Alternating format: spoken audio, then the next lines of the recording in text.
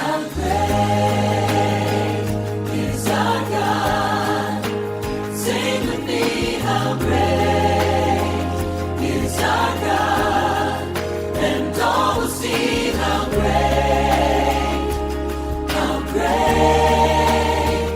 is our God. I told them Wednesday night, the sermon tonight, and the title of the sermon for this morning would be A Walking Faith. Amen.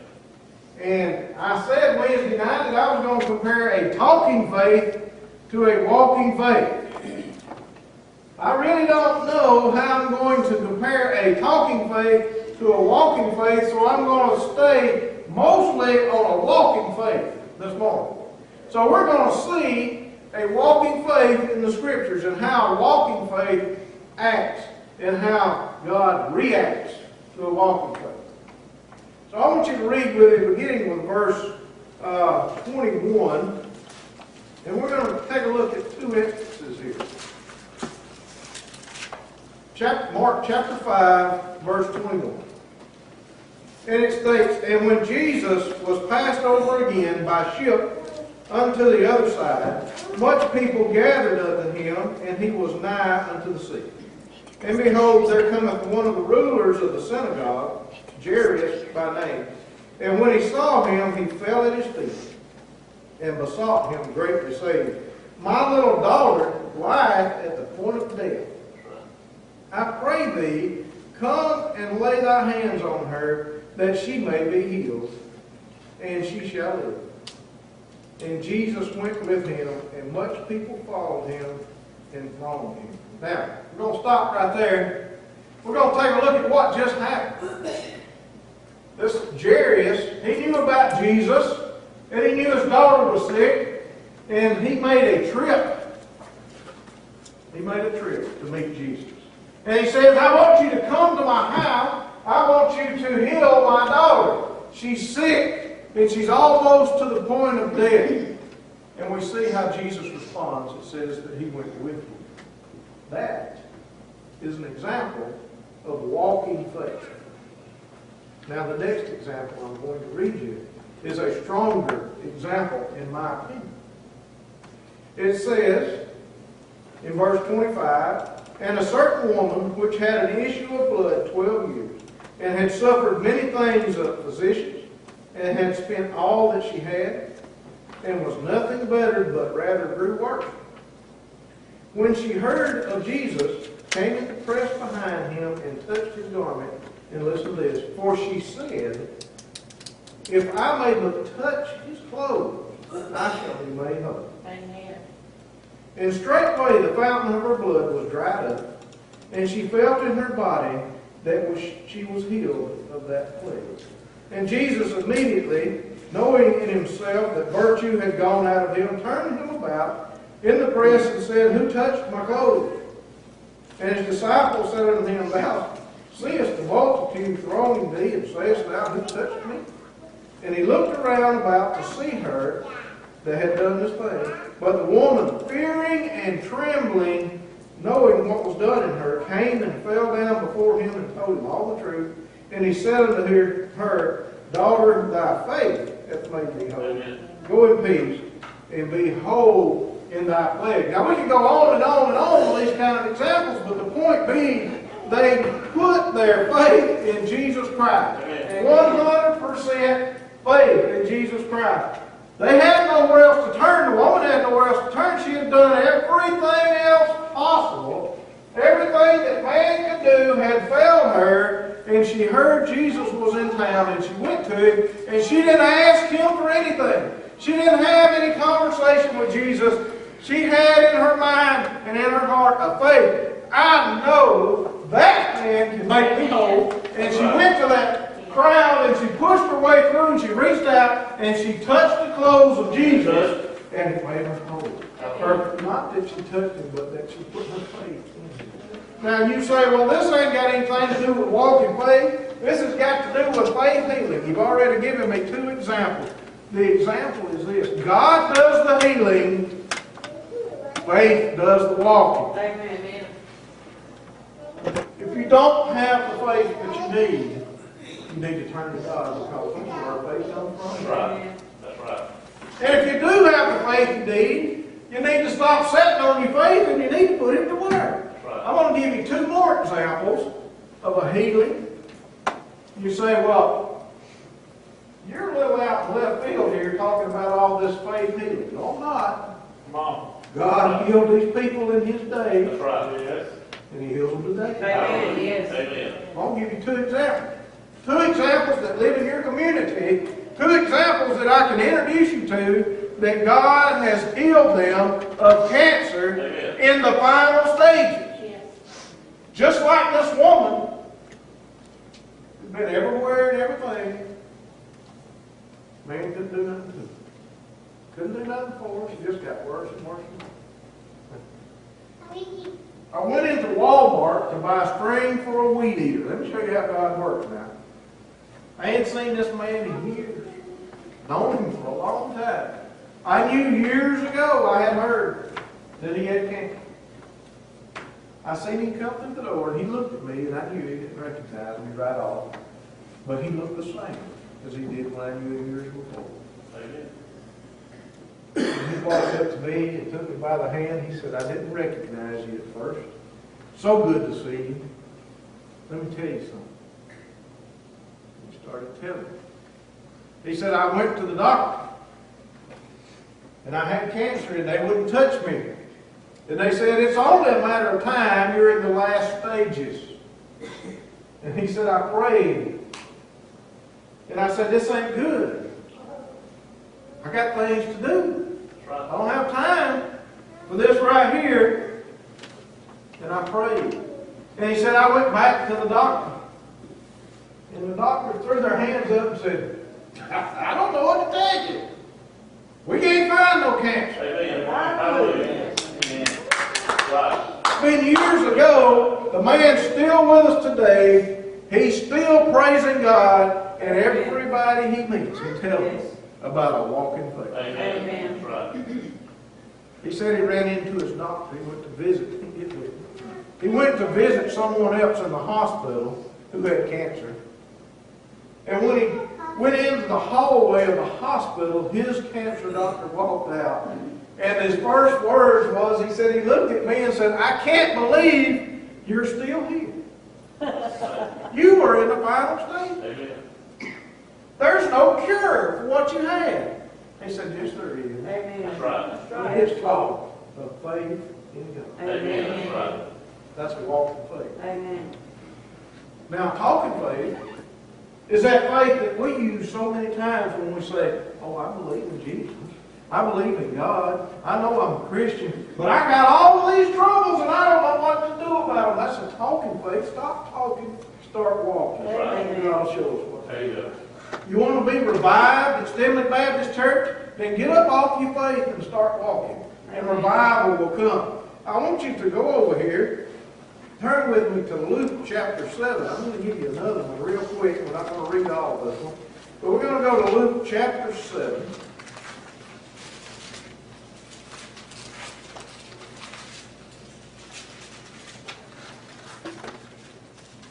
We'll start with verse 6. I'm going to paraphrase a little bit. A centurion had a servant that was sick. So he sent some people. He didn't go himself. He sent some people to Jesus and said, look, go get him. And if he'll come, I know that he can heal this servant. But then, as they grew closer, he must have thought about this. And he didn't want Jesus to come to his house because he didn't feel worthy for Jesus to enter into his house. And he sent word to tell him, don't come, and tell him this, the reason I sent you is because I don't feel worthy to go to him either. But I know within me, if he will just say the word, listen to what the scripture says.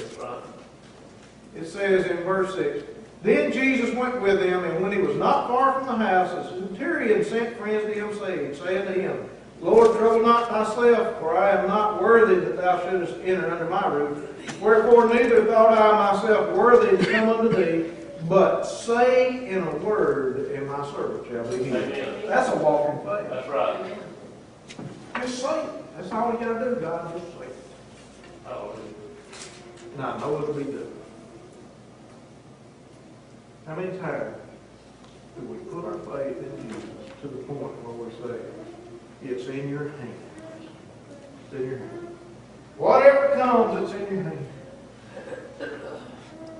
We talked about David in Sunday school and all of his trouble. We seen his sin. We seen his repentance, his remorse. We seen the chastisement that come with his sin. But we see something. We see the faithfulness of David. But more so, we see God's faithfulness. Let me tell you something. When you become a child of God, when you've accepted Jesus Christ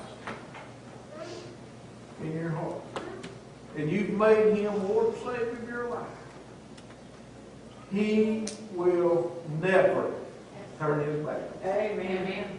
He's faithful. And all He asks of us is that we be faithful. Yes. That walk in faith. I'm going to tell you one more before we close. This is a short service. I want you, every one of you, to come back tonight. I want you to bring somebody with you. We got a good man of God, a good message here tonight about worshiping and family. It's great. If you miss it, you're going to miss out. I'm going to give you one more instance. So, a friend of mine, I've known him for many, many years. We're not close friends. I would say we're more of an acquaintance at this point than a friend. Owns a business. Came down with cancer. He said, why are you talking about cancer this morning? What is it with the cancer? That's one of the most prevalent things that we deal with in our lives. That's right. It's not the cancer I want to talk about, it's the faith. That's right. Came down with cancer, I done surgery on him. And after he had gotten out of ICU and in a room and was able to leave the hospital, he had a doctor's appointment, he went back to the doctor and said, well, what can I expect? And he said, I can't give you time to you. I don't know. Could be years, could be weeks. I just can't say. I don't know. But all that could be done has been done. And it's in the Lord's hands now. And he went home and prayed. And he's still alive today, conducting business as usual. And I went and sat in his office and I had a talk with him and he told me this story. He said, Carl, he said, it was devastating when they said the word cancer.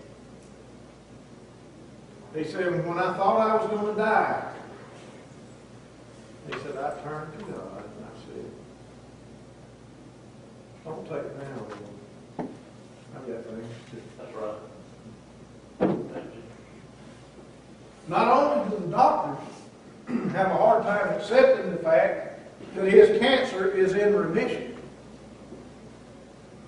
but he has had several counseling sessions with other people who have the same rare cancer that he has, That's right. sharing his faith. Amen. That's a walk. Amen. So I'm going to ask you today to search your hearts and your souls and see, do you have a walking faith? Do you have the faith that gives you that peace of mind knowing that I can call on my Lord and Savior for anything?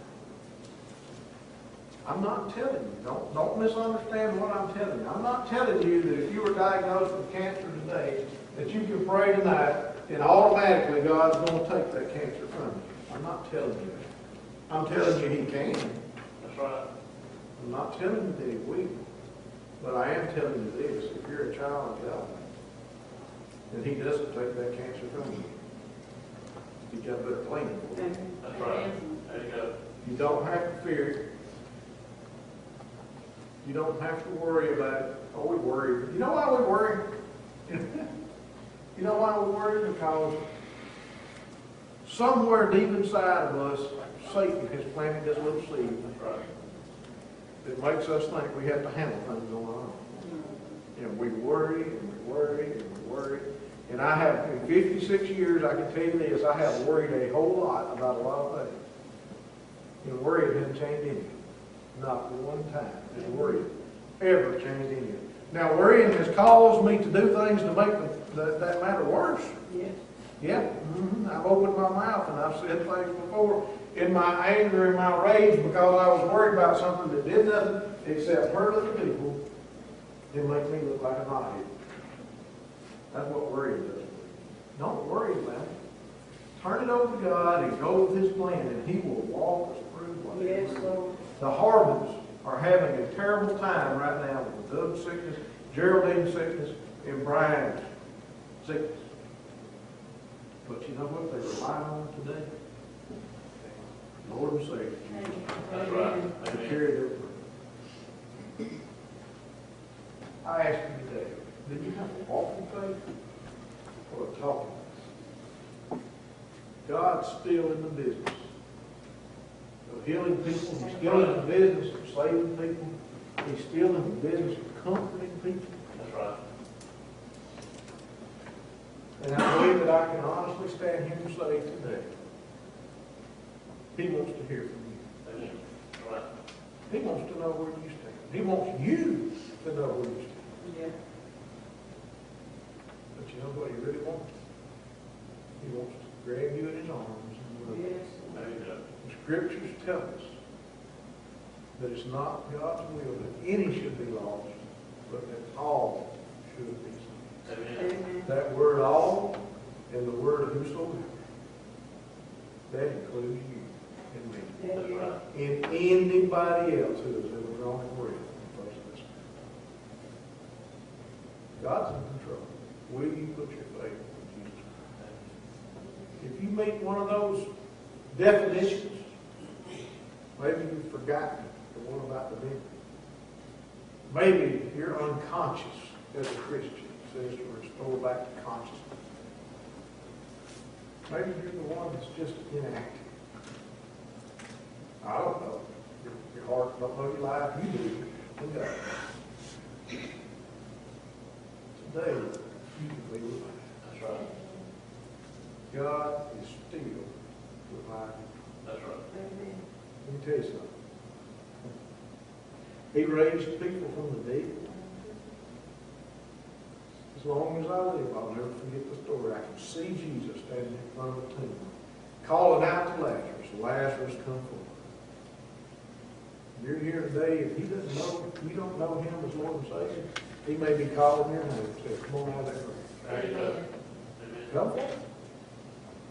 He says, I came that you may have life, and that you may have it more abundantly. Amen. Who doesn't want that? We're going to have an invitation. Our church doors are open. If there's something between you and God, now's the time to straighten it out. There's no point in waiting. No point in going home and wondering and wishing you'd have done this, that, and the other. No point in thinking about what anybody else thinks about you. You come down this aisle or sitting down here for an hour if you want to go. We're going to sing till tonight. That's what it takes. The important thing is you be right with God. That's the important thing. Amen.